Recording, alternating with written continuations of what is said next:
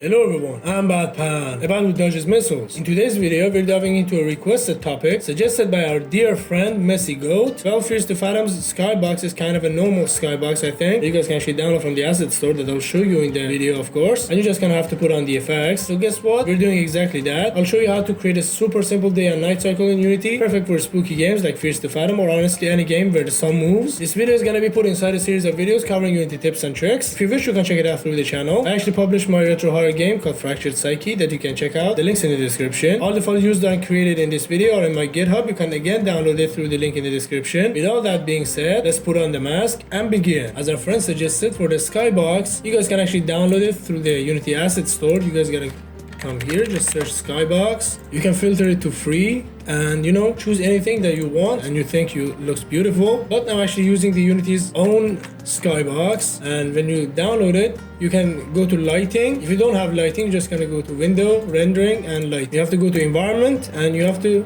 give your Skybox.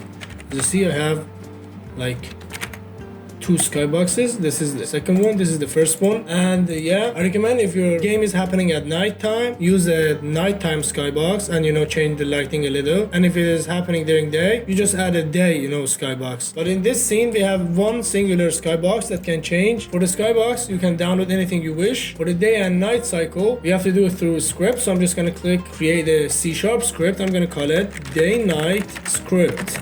Double click to open it up. We don't need void start here, so we can clear it. We can delete it. We need a reference to our sun, the directional light, which is sun in our case. Public light, I'm gonna call it sun. And we need a public float, which is our day duration. How long it's gonna take for us to change from day to night and then to a day for a full cycle of day and night. So I'm gonna put it at 15 for the sake of the tutorial. And then we need a private float for time, which actually checks how much time has passed. So then inside our void update, we're gonna pass the time by 1 second each second. So we're just gonna say time plus equal time with a capital T dot delta time, which is gonna add 1 each second, add 1 to the time value each second. The next thing we're gonna cover is the angle of the sun. So float, I'm gonna call it angle, which is equal to time divided by day duration times 360 degrees, which actually calculates the sun's angle based on the current time that has passed and the full cycle. The next thing we need is sun.transform.rotation. Sun.transform.rotation is the rotation that we're gonna give to our sun, the directional light, which is equal to quaternion.euler